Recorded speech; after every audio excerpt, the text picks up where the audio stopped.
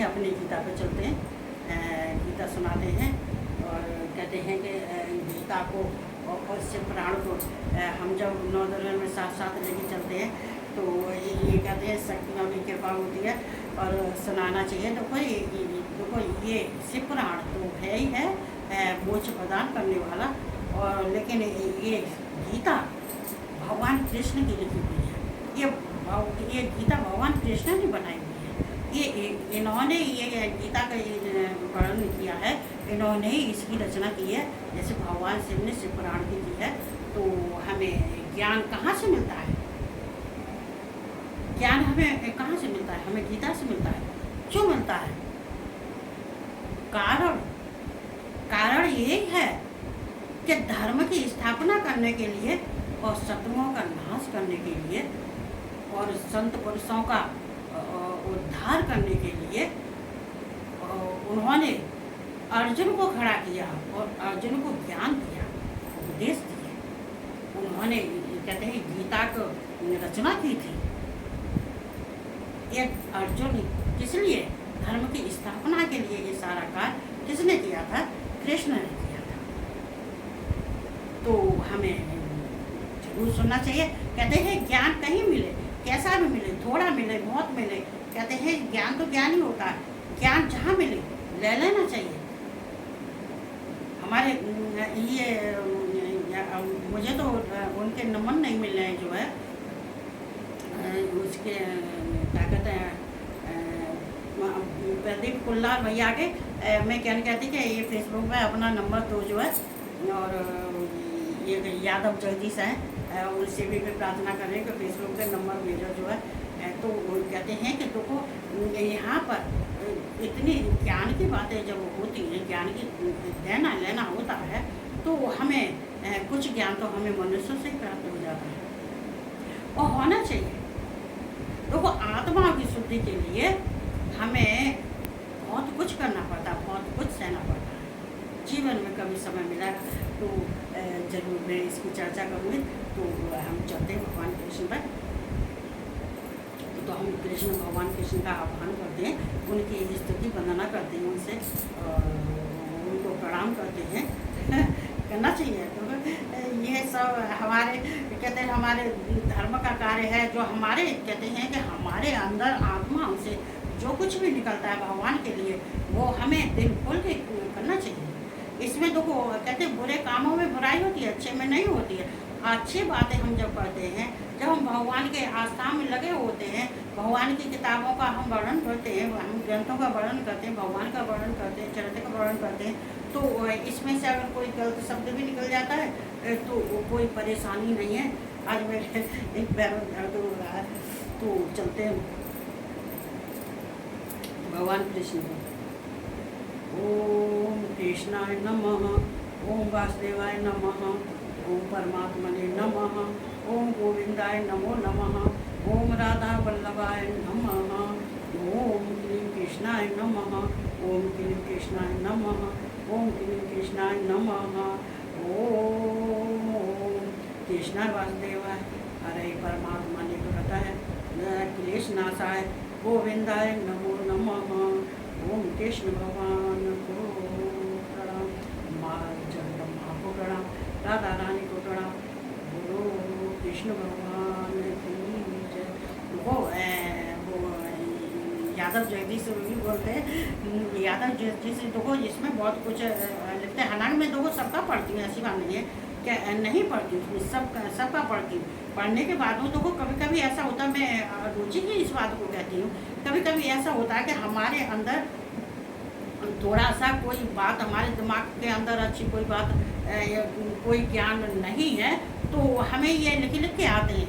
चूँकि यहाँ प्रदीप कुल्लार भैया भी लिखते हैं और जगदीश यादव भी लिखते हैं और वैसे सभी लिखते हैं, लिखते तो सभी हैं, सबका पढ़ती हूँ, बहुत अच्छा लगता है मुझे पढ़ने में। पर जो कुछ ऐसी कभी कभी लिख देते हैं, ऐसी बात मैसेज डाल देते हैं जिससे कि मुझे भी हैरान हो जाना था। तो ये जितने हैं संसार वाले, यूट्यूब वाले, फेसबुक वाले, सबको जय श्री कृष्णा और राधे राधे। तो चलते हैं मुझे ध्यान नहीं रहता उनका।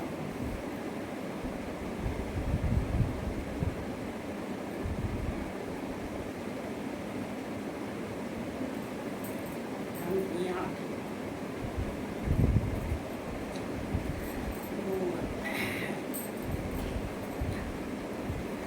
तो हम गीता में चलते हैं। ये 12 के अध्याय का और ये 10वां श्लोक है।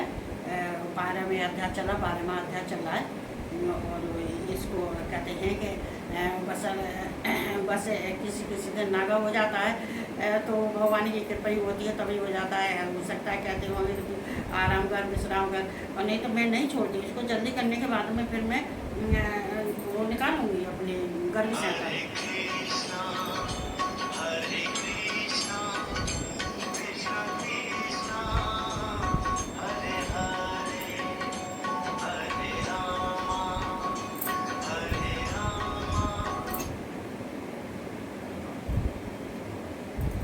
हेलो,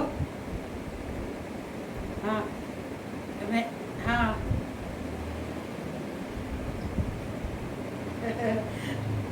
अभी अभी 10 मिनट में मैं कर रही हूँ, मैं सुनाने बैठी हूँ। अभी अभी किताब खोल लिया मुझे, मैं नीचे नहीं गई, मैंने देखा नहीं है। हाँ मैं सुना के अभी 15 मिनट लगेंगे मेरे को, बस गीता सुना रही, ठीक।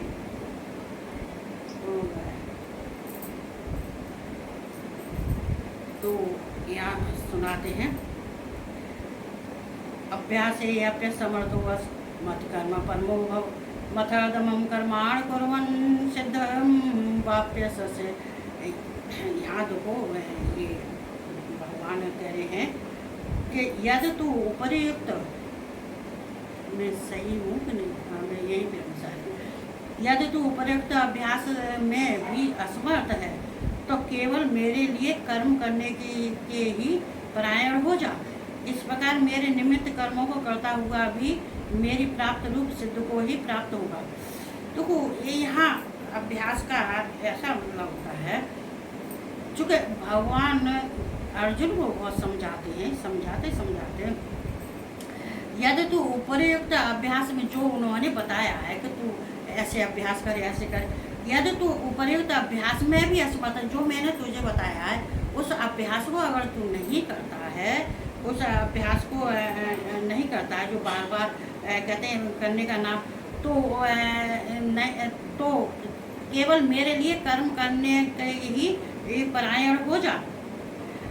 तो कहते हैं देखो यहाँ बार बार का अभ्यास क्या होता है, किसने समझाया कि बार बार का अभ्यास ही होता है।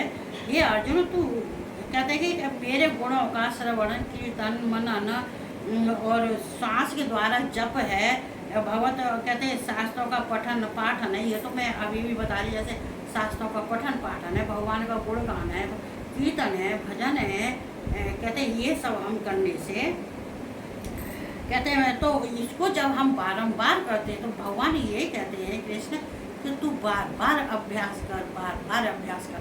तो कभी कभी ऐसा होता है कि मन देखो छोटा सा वैसे नहीं रहता है। अर्जुन भी इसे कुछ समझ में नहीं आता था। कहते हैं कि मन उनकी आसक्ति और ममता ये जो उनके थी ना, उसको वो छोड़ तो दिया है और छोड़ रहे हैं, लेकिन वो उतना नहीं कर पा रहे हैं। अभी तो मन को बहुत समझाना बहुत कठिन कार्य हो जाता है। तो कहते हैं कि तू केवल मेरा ये कहते हैं अभ्यास समर्थ हो, अगर तू अभ्यास करने में असमर्थ है तो तू कहते हैं मेरे नाम का गुणगान श्रवण कीर्तन मनन ये होता है श्वास के द्वारा जाप करो। देखो श्वास के द्वारा जाप करने से हमें बहुत, ये तो मेरा अनुभव किया हुआ है, ये तो मैंने अनुभव किया है इसका हकीकत में तो इसको श्वास के द्वारा तो हम जितनी हम भगवान के नज़दीक पहुंचने के लिए मतलब कोशिश करते हैं तो पहुंच भी जाते हैं। ऐसा बात नहीं है जब नहीं पहुंचते हैं, लेकिन इसको देखना समझना अपने अपने दृष्टि की बात होती है। पठन पाठन क्या जो चेष्टा हैं बारंबार करने का, तो जब बार बार करने का नाम मतलब अब इसी को अभ्यास कहते हैं। इसी को अभ्यास कहते हैं। और अब वो इस बात को कह रहे हैं कि कर्म करने के लिए परायण हो जा। अब परायण का मतलब तो ये ही है कि स्वार्थ को त्याग दो। और भगवान के कहते हैं परमेश्वर का ही आसरा और समझकर अपने निष्काम भाव से कहते हैं कि जैसे पत्नी पति से प्यार करती है तो निष्काम भाव से करती है। अब देखो अब वो तो मैं नहीं कह सकती अब इस को मैं तो, लेकिन हाँ अपने मन वाणी से यहाँ तो वो है कहते हैं कि मथात मम कर्माण कुर्वन् सिद्ध। तो कहते हैं अपनी वाणी से, मन से, वाणी से, शरीर से परमेश्वर के लिए जो यज्ञ और दान और ये यहाँ पे है तप, यज्ञ दान तप, तो ये सब कहते हैं कर्तव्यों करने का नाम। कहते हैं ये भगवान को प्राप्त करने का ही भगवत नाम है। इसी को परायण कहते हैं। कहते हैं अपने मन से, वाणी से, शरीर से, बुद्धि से और अपने दान से, यज्ञ से सब भगवान को अर्पण करते, परायण करते। मतलब अपने कोई परायण करते, जो करता जाए वो भगवान को परायण करते, जो दान है जो भगवान मैंने यज्ञ किया है वो समर्पण करते। ये त्याग, इसको त्याग भी कहते। देखो त्याग वैसे अच्छी बातों को इतना त्याग नहीं कहते हैं, लेकिन हाँ ये भगवान को समर्पण। त्याग उसको कहते हैं जो गलत कार्य होता है उसको छोड़ देना चाहिए, त्याग देना चाहिए। जैसे कहते हैं हिंसा है, जैसे कि किसी को कष्ट पहुंचाना है या इनका त्याग कर दिया, झूठ बोलना है, छल कपट करना है, या किसी को धोखा देना है, और या किसी को गलत मार्ग पर ले जाना है। इनका जो गलत चीज़ें हैं, जो कहते हैं जो हमारी ममता है या जो कुछ भी है किसी में, ये सारी जो है इनका त्याग कर देना चाहिए, इनको त्याग कर देना चाहिए। तो यहाँ तो भगवान के कहते हैं और इस प्रकार मेरे निमित्त कर्मों को करता हुआ भी मेरे प्राप्त रूप सिद्ध को ही प्राप्त होगा। तो इस प्रकार के मेरे निमित्त का कर्म करेगा, जो दान करेगा वो भी मेरे ही निमित्त करेगा, जो मुझे ही अर्पण करेगा, यज्ञ करेगा, दान करेगा, जो कुछ भी कर, सारे कर्मों को जो भी काम करे, अच्छा कर बुरा कर, तू मुझको समर्पण कर दे और कर्मों को करता हुआ भी मेरा ही प्राप्त रूप सिद्ध को ही प्राप्त होगा। तो ऐसे तो मेरे ही स्वरूप को प्राप्त होगा और मेरी सिद्धि को प्राप्त हो जाएगा। जो मैं तुझसे कहना चाहूँगा या जो कुछ भी कहूँगा वो सब तुझे प्राप्त होगा। तो भगवान यहाँ समझाते हैं अथैदप्य शक्तो कर्तमं मध्योमुकमा स्वतः सर्वकर्म फल त्यागम ततः कुरु यथात्मान। देखो यहाँ यथात्मान मतलब यथात्मान का मतलब ये होता है कि आत्मवान। कहते हैं कि जिसकी आत्माओं में जो आत्मा में जिसके कोई उसमें कोई विकार नहीं है ना, उसमें कहते हैं आत्मा शुद्ध पवित्र, शरीर मन बुद्धि सब इंद्रियां जब सब शरीर सब शुद्ध पवित्र होता है तो वो उसी को आत्मवान कहते हैं। आत्मावान यत है माने जो जिसकी आत्मा शुद्ध पवित्र होती है, जिसके शरीर में कोई विकार नहीं होता है, जिसकी इंद्रियां उसके बस में होती हैं, जिसका मन बुद्धि सब उसके बस में होता है, तो वो आत्मवान होता है। तो वो आत्मवान होता है, आत्मवान उसको कहते हैं। यदि मेरी प्राप्त रूप योग के आश्रित होकर उपयुक्त साधन को करने में भी तू असमर्थ है। मतलब यदि मेरी प्राप्त रूप योग के आश्रित होकर उपयुक्त साधन करने में भी तू असमर्थ है। मतलब योग के द्वारा अगर तुझसे नहीं हो रहा है, तू योग के आश्रित होकर तू नहीं कर पा रहा है, तो तू केवल मेरा भजन कर, तू केवल मेरा सुमिरन कर, केवल मेरा ध्यान कर, साधना कर। साधन को करने में भी तू और अगर तू इसे साधन करने में भी तू असमर्थ है तो मन बुद्धि आदि पर विजय प्राप्त करने वाला होकर सब कर्मों के फल का त्याग कर। तब तेरे मन में, जो तेरी मन में और बुद्धि में आदि पर विजय प्राप्त करने वाला होकर, तो तेरी मन बुद्धि में कोई विकार है उनका त्याग कर। आसक्ति है, ममता है, या किसी पे आश्रित है, या तेरे कोई दुविधा है, या तू कोई अच्छा कर्म नहीं कर पा रहा है, या मेरा गुणगान नहीं कर पा रहा है, मेरा भजन कीर्तन नहीं कर पा रहा है, तो कहते हैं कि आत्म विजय प्राप्त करने वाला होकर सब कर्मों का फल त्याग दे। अगर तू विजय होने वाला है तो जो तेरे अंदर दुविधा वाले जितने कर्म हैं और जो गलत कर्म हैं, जो तेरे मन में विकार लिए बैठे हैं, उनको सबका त्याग कर दे।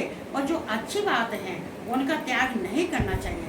उनको कहते हैं किसी की अगर हम मदद करने के लिए अगर हम त्याग कर देते, तो हम त्याग ऐसे नहीं करते कि हम पूजा पाठ कर रहे हैं और हम किसी को ज्ञान दे रहे हैं, लेकिन हम उसका अपने पूजा पाठ का त्याग कर दिए नहीं, अपने अच्छे धर्म कर्म के कार्यों को हम त्याग नहीं करते।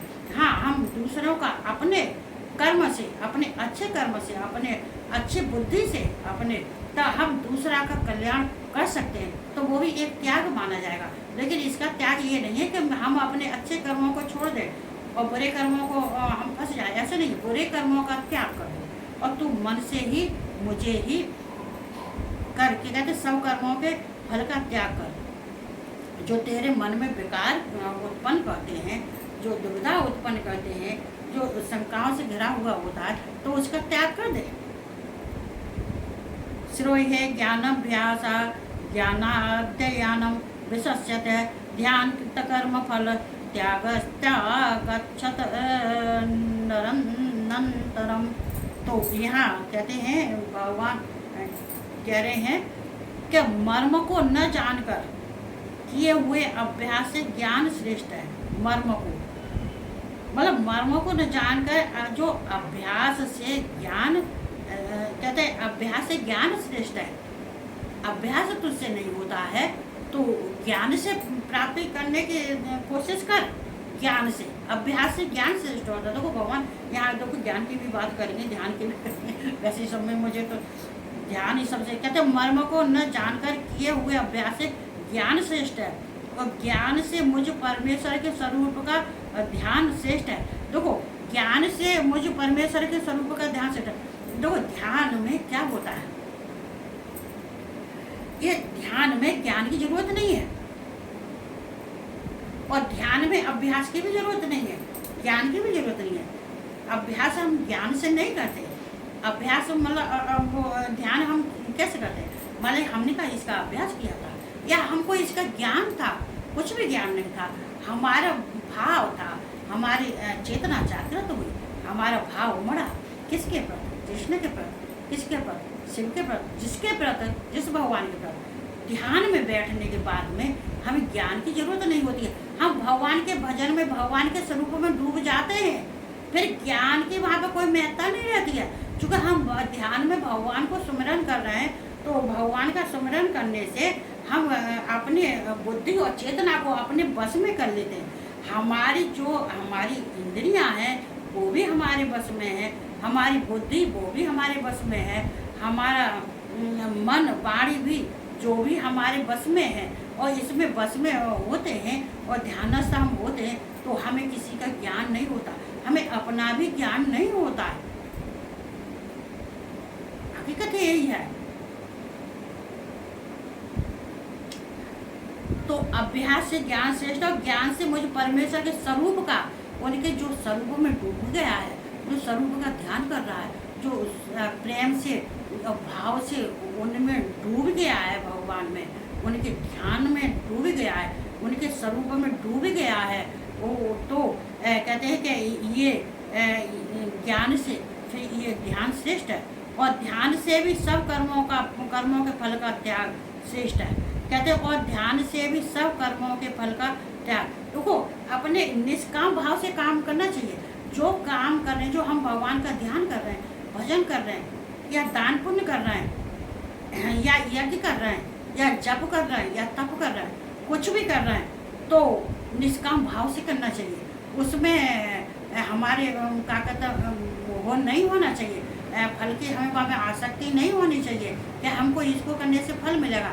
जब वो अपनी आसक्ति को त्याग देता है और जब फल में कोई आसक्ति नहीं होती, निष्काम भाव से करता है, जो कुछ भी करता है, तो उसको भी त्याग कहते हैं। चूँकि उसने सब त्याग दिया, निष्काम भाव से किया, उसने भगवान का भजन किया निष्काम भाव से, और भगवान का जो ध्यान किया वो भी निष्काम भाव से, भगवान का जो जप तप किया था, दान पुण्य किया था, तब किया था, जो कुछ भी किया, जो क्रियाएं की थी, शारीरिक क्रियाएं, मानसिक क्रियाएं, वाणी से जितने कहते हैं जो उसने किया था, उसका जो है कर्मों का फल, तो उसका जो कर्मों का फल वो मिलना चाहिए उसको, तो वो भगवान से नहीं मांग रहा है, तो उसका त्याग कर दिया, क्या मैंने अर्पण कर दिया, मैंने त्याग कर दिया। ये कहता है आत्मत्याग, आत्मयज्ञ, आत्मयज्ञ, ये आत्मयज्ञ इसी को कहते हैं कि हम अपने आत्मा का यज्ञ कर देते हैं। हमारे अंदर जो आत्माओं गंदी जो ये भावना है, विकारें हैं, इनको हम जैसे अग्नि में मंत्रों से आहुतियाँ दे देते हैं, वैसे ही आहुतियाँ हम जैसे स्वाहा और सदा जो कहते हैं, वो भी हम आहुतियाँ देने के बाद में हमारे अंदर के जो विकार हैं, जो कामना है, वास कामना है या कामना है, कोई भी कामना हो सकती है, आसक्ति है, जो कुछ भी है, या किसी के प्रति हिंसा है क्या है, तो उसका हवन करने के बाद में कहते हैं हमारी आत्मा की शुद्धि हो जाती है। ऐसे हवन में सामग्री छोड़ने के बाद में सारी चीज़ की शुद्धि हो जाती है, सारी चीज़ शुद्ध हो जाती है, चूँकि उसकी स्वाहा और सदा सब हो गया। स्वाहा गया पितरों को, सदा गया पितरों को, स्वाहा गया देवताओं को। अब उसमें कुछ नहीं, अशुद्धि तो कुछ भी नहीं है, शुद्ध हो गया। तो ध्यान से भी सब कर्मों के फल का त्याग श्रेष्ठ है।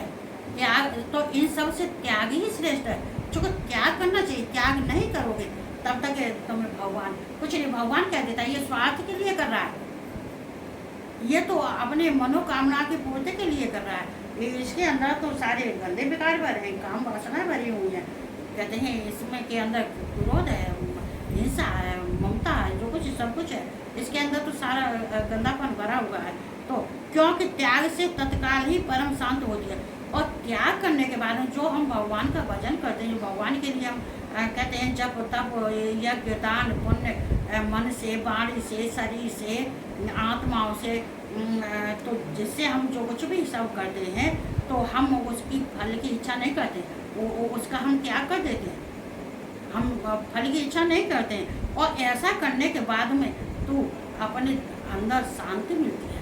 शांति तभी आती है हमारे अंदर। कहते हैं कि जब हम किसी चीज़ को, हमारे किसी को कुछ चीज़ हम दे रहे हैं और हम स्वार्थ दे रहे हैं कि हम इसको 10 रुपये देंगे तो हमें ये 50 रुपये जरूर दे देगा, तो उसमें स्वार्थ था, स्वार्थ था तुम्हारा। अरे तुमने 10 दिए, भूल जाओ। संतों को दान करते हैं, वो चाचा गाते हैं, दे दिए भूल जाओ। और मैं तो हमेशा गुप्त दान देती थी, क्यों गुप्त दान देती थी? मेरा आदमी हर समय उनके मोबाइल में सब क्या कहते सब आता है, उसमें सब सीन आते हैं, तो और वैसे उन्हें तो संत बंत नहीं अच्छे लगते। तो मैं जितना भी आज तक जो कुछ भी दिया, कानों कान किसी के भनक नहीं लगा, किसी को भनक नहीं होता था, या देने वाला जाने या लेने वाला जाना, अभी तक आज तक, और बहुत साले हो गए। तो भूल जाओ। तो मैं बस इतना ही सुनाऊंगी। व्रत चल रहा है मेरा भी, तो हम अब जी देख लें, नहीं तो फिर क्या होता है कि मैं भूल जाती हूँ। तो ये कहते हैं 12वें अध्याय का 12वें श्लोक तक मैं कल सुना। तो देखो हमें भी ऐसा ही करना चाहिए। देखो हर एक किसी को हमेशा त्याग की भावना होनी चाहिए। देखो हमें जो ये नहीं है कि अगर यार हम भगवान के तपस्या करें, मैं हकीकत अपनी मैं बताती हूँ, आज तक भगवान से मैंने अपने लिए कुछ नहीं मांगा, इसलिए भगवान मुझसे सारे खुश हैं, पूरा ब्रह्मांड खुश है। कहते हैं कि संसार वालों की खुशियाँ नहीं होती हैं, कहते हैं जब हम अच्छे होते हैं, हमारे कर्म अच्छे होते हैं, तो ब्रह्मांड में तालियां बजती है, संसार में नहीं। ब्रह्मांड में तालियां बजती हैं, सारे जितने ही हैं भगवान हैं, सिद्धियां हैं, जितने सिद्धगढ़ हैं, और जितने देवता हैं, शक्तियां हैं, देवियां हैं, वहाँ जितने भी हैं, सब ताली बजाते हैं कि देखो धन धन कितना अच्छा कर रही है, कितना अच्छा हो रहा है। संसार में ताली नहीं बजाते। संसार में तो तुम अच्छा करोगे, वो करोगे तो तुम्हारे पैर खींचेंगे कि ये यहाँ तक कैसे आ गया, यहाँ तक कैसे आ गई, इसको खींचो, चाहे अपना हो चाहे पराया हो। इस जगह पे आके सब शत्रु हो जाते हैं। तो किसी पर विश्वास नहीं करना चाहिए, अपने पर विश्वास करना चाहिए, भगवान पर विश्वास करना चाहिए। मुझे तो वास्तव में हकीकत है, अपने पर विश्वास, अपने भगवान पर विश्वास, और आगे आगे कोई आत्मा निकाल के रख देगा, मुझे विश्वास नहीं, होता ही नहीं है। चूँकि कहते हैं विश्वास बहुत किया, लेकिन विश्वास भी तो समय पे वो भी हो गया। तो चलो कोई बात नहीं है, जैसा कुछ है भगवान की शरण में रहना चाहिए, भगवान से ज्ञान रहना चाहिए। और आजकल तो माता रानी की शरण में जाना चाहिए। देखो ये तो भगवान कृष्ण ने महाभारत का किया था, तो माँ ने भी शत्रुओं का संहार किया था। उनकी महिमा सुनो, उनके चरित्र का वर्णन सुनो, माँ की जगदम्बा की। उनके कहते हैं सप्तशती के पाठ में मेरे पास अब क्या क्या पढ़ो, मेरे पास इतना टाइम नहीं है। नहीं तो उनके चरित्र का वर्णन वो पढ़ो उनका, तो मालूम पड़ता है कि जगदम्बा है कौन है। ये सारे देवताओं के कहते किसी ने उंगली दी, किसी ने आंखें दी, किसी ने कान दिए, किसी ने उनसे माँ देवी का प्राकट हुआ। माँ देवी कहते हैं देवताओं का कार्य करने के लिए माँ जगदम्बा कितनी परेशानियाँ उठाती हैं, सारी देवियाँ कितनी कितनी परेशानी उठाती हैं इस संसार के लिए। भगवान और देवी शक्तियाँ कितना करती हैं, लेकिन संसार वाले तो अपने मस्ती में मस्त हैं, और जो भगवान के आस्था में भी मस्त हैं। जैसे जिसको हो तो सब आराम से रहो, अच्छे से रहो, और सबको और मेरे कहते हैं लाइक किया करो। सब कहते हैं कि आजकल लाइक बहुत कम कर रहे हैं जो है, तो कहते हैं लाइक किया करो। और मैं सबको बहुत बहुत धन्यवाद देती, सब खुश रहो, माता रानी सब पे कृपा करे, और सब पे कहते हैं झोलियाँ, सब झोलियाँ भरे माता रानी। और बस इतना कहते ही मैं जय श्री कृष्ण और राधे राधे। और माँ जगदम्बा को राधे राधे, माँ जगदम्बा को प्रणाम, सब देवियों को, सब शक्तियों को प्रणाम, इतने कहते ही। और गुड नाइट। चूँकि मुझे भी भूख लगी है, मैं भी कुछ फरार बनाऊँगी। और गुड नाइट।